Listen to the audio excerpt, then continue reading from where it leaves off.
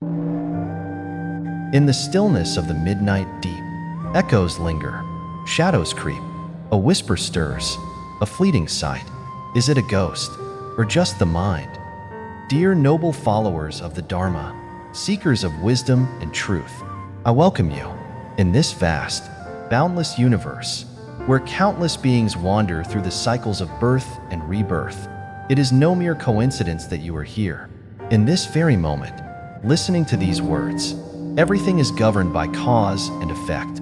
The moment you clicked on this video, you set a new cause into motion, shaping the path ahead. In Buddhism, we understand that no meeting is ever random. The journey of the lotus does not begin in the sunlight, but in the depths of the mud. And just as the lotus rises, so too have our paths crossed, drawn together by unseen forces of karma and intention. Now, let us speak of fear, the unseen presence that has haunted humanity since the beginning of time. Fear is universal. It resides in every heart, whispering doubts, stirring uncertainty. But among all fears, one of the most deeply rooted is the fear of ghosts, the fear of the unknown, the fear of what we cannot see, yet believe might be there. Since ancient times, stories of spirits and unseen forces have been told across cultures, tales of lost souls, restless beings, and shadowy figures lingering between the realms of the living and the dead. Some accept them as truth, some reject them as superstition, others remain unsure, caught between belief and skepticism. But before we search for answers outside ourselves, let us pause and ask, what is a ghost? Is it truly an external force, a wandering spirit bound to the earth? Or is it something far closer, something born from the very depths of our own consciousness? You see, dear practitioners, the Buddha did not focus on chasing ghosts or unraveling supernatural mysteries. Instead, he turned his gaze inward, to the mind. For the mind is the source of all fear, all perception, all illusion. Consider this: you are walking alone at night. A cold wind brushes past your skin. In the corner of your eye, a shadow shifts. Your heart quickens. Is it a ghost? Or is it the wind, the flickering of light, the tricks of your own thoughts? The answer depends not on reality itself, but on how the mind interprets it. And so, tonight, let us embark on a journey. Not a journey into haunted places or chilling ghost stories, but a journey into something far more profound, the nature of fear itself. Through the wisdom of the Buddha, we will explore the truth behind spirits, the unseen world, and, most importantly, the immense power of our own minds. Because, dear listeners, perhaps the true ghosts in our lives are not the ones that lurk in the darkness, but the ones we carry within, the ghosts of doubt, of regret, of fear itself. Let us begin. Fear is a powerful force. It grips the heart, tightens the breath, and makes shadows seem darker than they truly are. It whispers in the quiet hours of the night, turning the rustling of leaves into footsteps, the flickering of light into the presence of something unseen. But dear Dharma followers, have you ever stopped to ask yourself, what is fear? Truly? Where does it come from? The Buddha taught that fear is not something external. It does not reside in haunted places or restless spirits. Fear is born within the mind. It is shaped by our past experiences, our beliefs, and, most of all, by our ignorance. Consider this. If you are walking alone at night and see a figure in the distance, what happens? If you believe in ghosts, your heart might race, your skin might grow cold. But if you take a step closer and see that it is just a tree, the fear disappears instantly. The ghost was never real. It was only an illusion created by the mind. And yet, how many of us live our lives haunted by such illusions? Not only the fear of ghosts, but the fear of failure, the fear of rejection, the fear of the unknown. These fears, though invisible, hold more power over us than any spirit ever could. The Buddha once said, "The mind is everything. What you think, you become." This is why fear can control us, because it is nothing more than a thought. And yet, if we learn to understand the mind, to observe it without attachment, we can learn to let fear go. But then, what of the stories? the countless tales of spirits wandering the earth, of voices calling from beyond, of apparitions appearing in the dead of night. Are these merely myths, or is there truth to them? To find the answer, we must not look with fear, but with wisdom, not with superstition, but with understanding. The Buddha did not teach us to fear the unknown. He taught us to understand it. And so, dear listeners, let us explore the world of spirits, not as something to be feared, but as something to be known. Because perhaps the most powerful truth of all is this: it is not ghosts that haunt us, it is our own minds. Let us continue. Many cultures around the world believe in spirits. Some say spirits are lost souls, wandering between worlds. Others believe they are guardians, watching over the living. In Buddhism, however, spirits are not seen as supernatural beings that exist outside the laws of nature. Instead, they are part of samsara, the endless cycle of birth, death, and rebirth. So, what does Buddhism really say about spirits? Are they real? If so, what are they? To understand this, we must first understand the nature of existence. The Buddha taught that all beings, humans, animals, and even spirits, are bound by karma. Every action we take, every thought we have, creates energy, and this energy shapes our future. Some beings are born as humans, some are born as animals. Some, due to their past actions, take form in the spirit world. In Buddhist texts, there is a particular group of beings known as Pitas, or hungry ghosts. They are not the vengeful spirits seen in horror movies. Instead, they are beings trapped in suffering due to their past karma. Some are constantly hungry, but can never eat. Some are thirsty, yet no water can quench their thirst. They wander endlessly, caught between worlds, not because they are evil, but because of attachments they could not let go of in life. There is a famous Buddhist story about a wealthy man who was extremely greedy. He had riches beyond imagination, yet he never shared with anyone. He hoarded everything for himself, fearing loss. When he died, he was reborn as a Pita. His body became thin and weak, his stomach enormous, but his throat as small as a needle. No matter how much he tried to eat, food would turn into fire the moment it touched his lips. His suffering was not a punishment.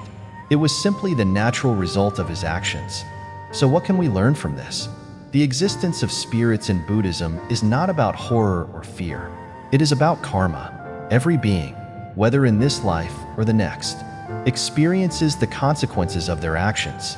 There is no external force that punishes us, only the results of what we create for ourselves. But does this mean spirits can interact with the living? Can they cause harm? Some people believe spirits haunt certain places. They speak of cold chills, whispers in the wind, and strange occurrences. Buddhism does not deny the existence of unseen beings, but it offers a different perspective.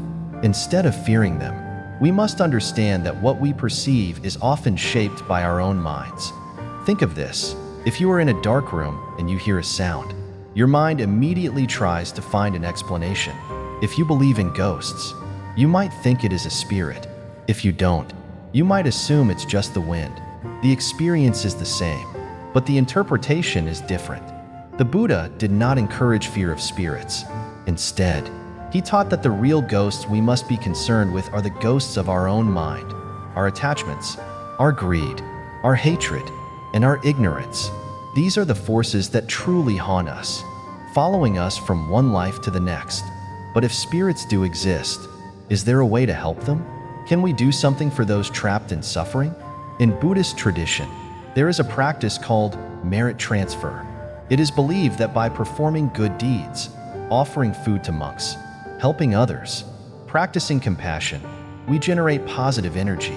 This energy can be dedicated to those who have passed, helping them find peace. There is an ancient scripture called the Tirokutta Sutta, which tells the story of spirits who suffer in hunger and longing. They appear before their living relatives, hoping for help. The Buddha explained that if their family performs acts of generosity in their name, the merit from these actions can bring relief to these suffering beings. This practice is not about superstition. It is about understanding the power of kindness, the power of selflessness, whether we believe in spirits or not. Performing good deeds will always bring positive change to others and to ourselves. So the next time you hear a ghost story, instead of fear, think of compassion. If a spirit is trapped, it is not because it wishes to harm. It is because it is suffering. And suffering, dear practitioners, is something we all understand. If we replace fear with understanding and replace superstition with wisdom, we will no longer be haunted, not by ghosts, nor by the illusions of our own minds. Let us continue. Fear is one of the most powerful emotions we experience. It can protect us from danger, but it can also control us, clouding our judgment and keeping us trapped in illusions. Among all fears, the fear of the unknown is the deepest. It is the reason why people fear the dark, why they hesitate before stepping into an unfamiliar place, and why stories of ghosts have lasted for generations. But let us pause for a moment and ask, what is fear? Really?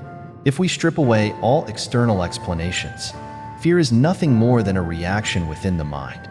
It is a response to uncertainty, to things we do not understand.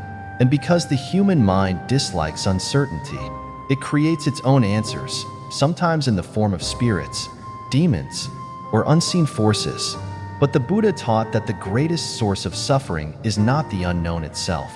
It is our attachment to fear, our unwillingness to let go of it. Have you ever noticed how fear disappears when you face it directly? A child afraid of the dark trembles at the shadows in their room, but the moment they turn on the light, the fear vanishes. The darkness did not change. The child's understanding did. In the same way, fear of spirits is not about ghosts themselves. It is about how we perceive them.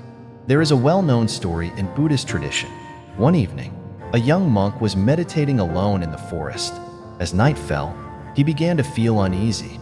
The rustling of leaves, the whisper of the wind, the distant sound of animals, it all seemed unnatural, almost as if something unseen was watching him. His mind filled with images of spirits lurking in the darkness. But instead of running away, the monk reminded himself of the Buddha's teaching. Fear is not in the world, it is in the mind. So he sat still and observed his fear. He did not push it away, nor did he embrace it. He simply watched, and as he did, something remarkable happened.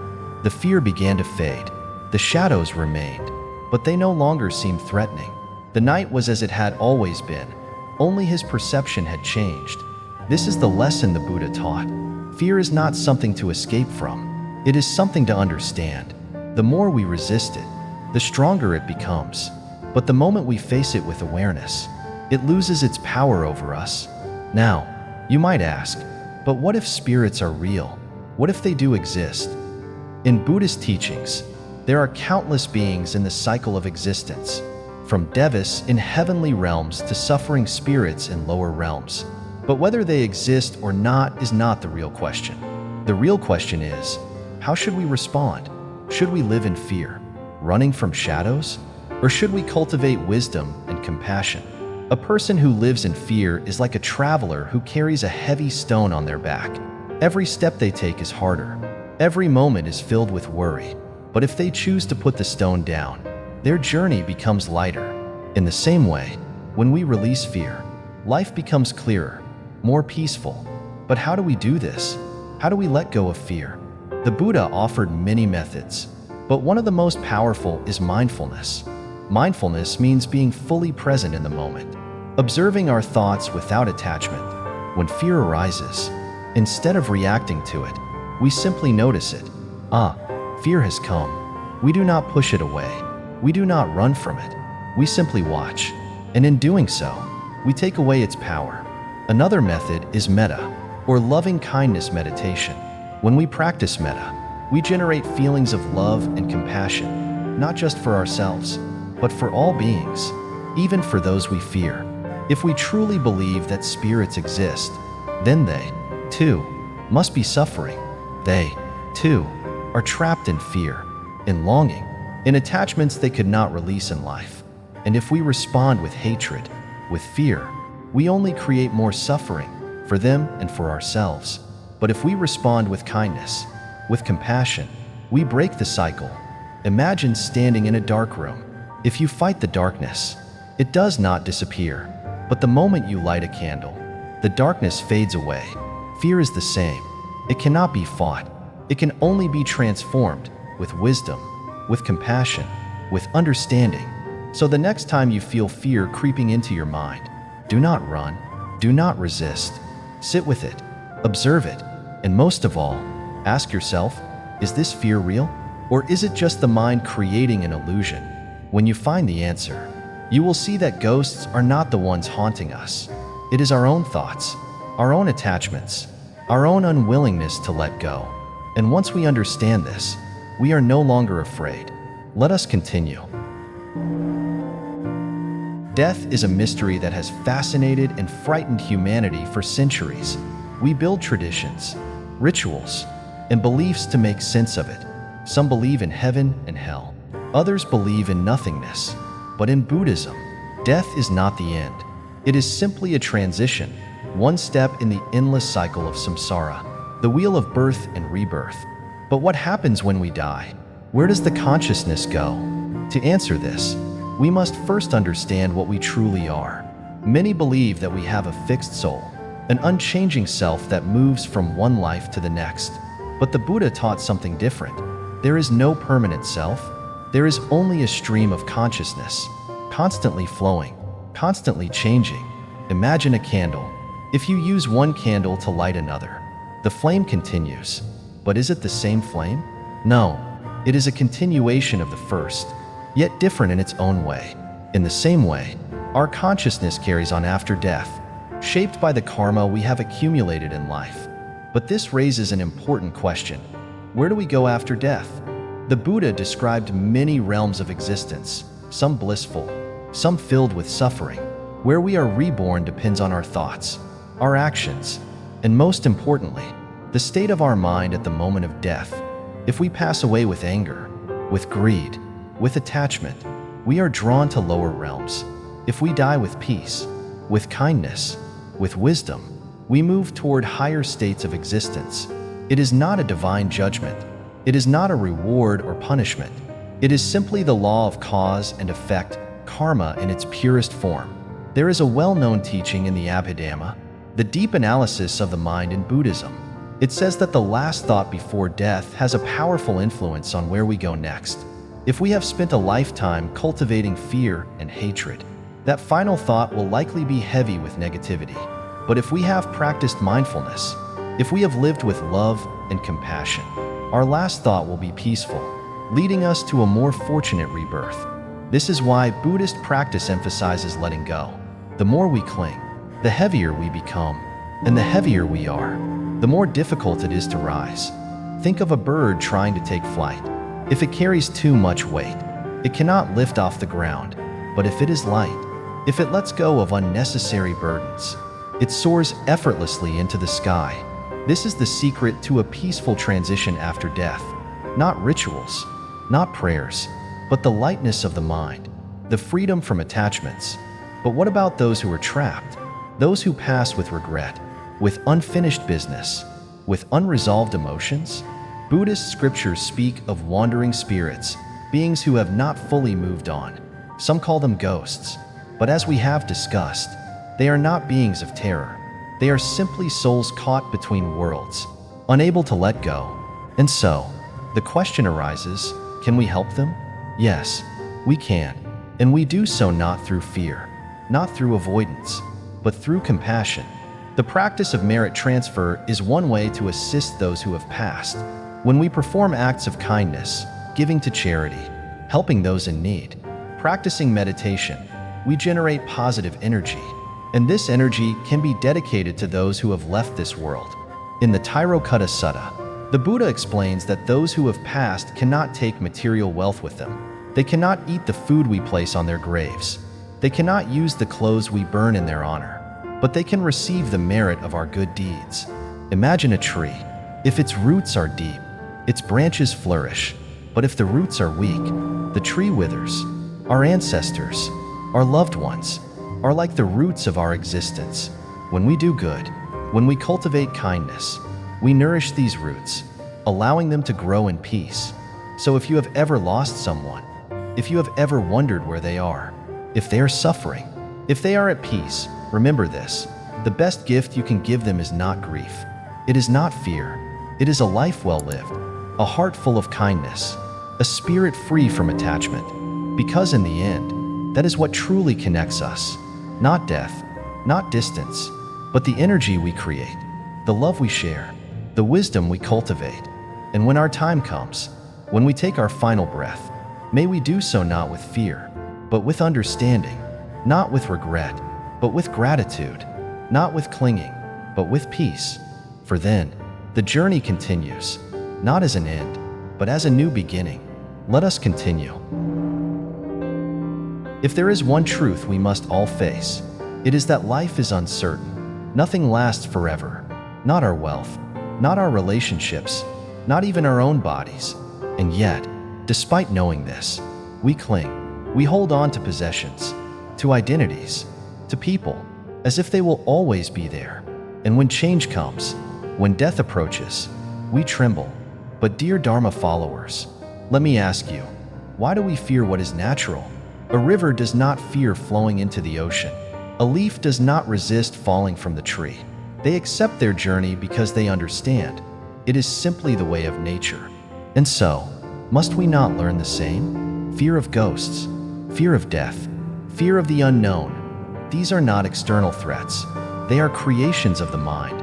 The real ghosts that haunt us are our own attachments, our own regrets, our own unwillingness to let go.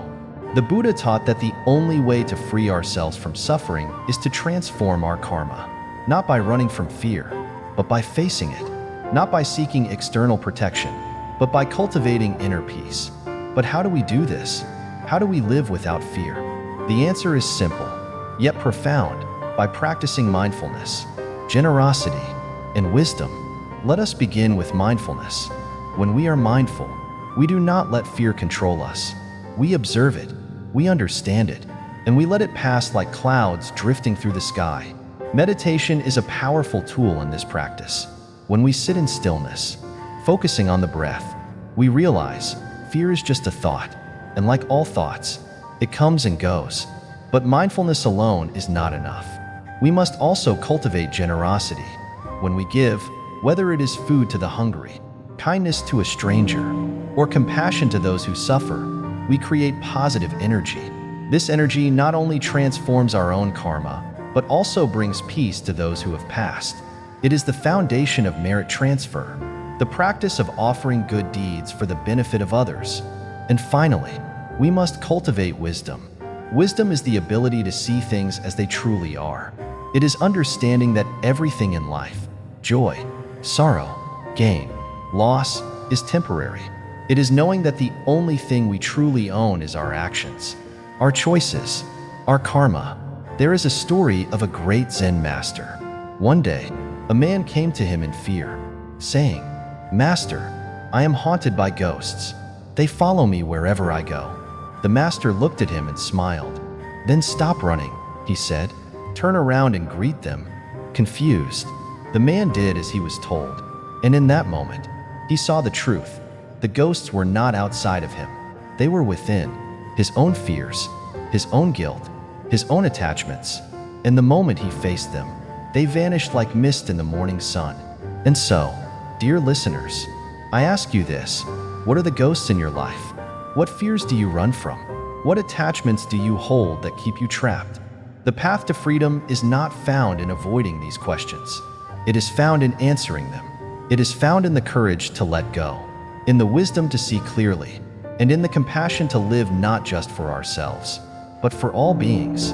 Because in the end, there is nothing to fear, not ghosts, not death, not even the unknown.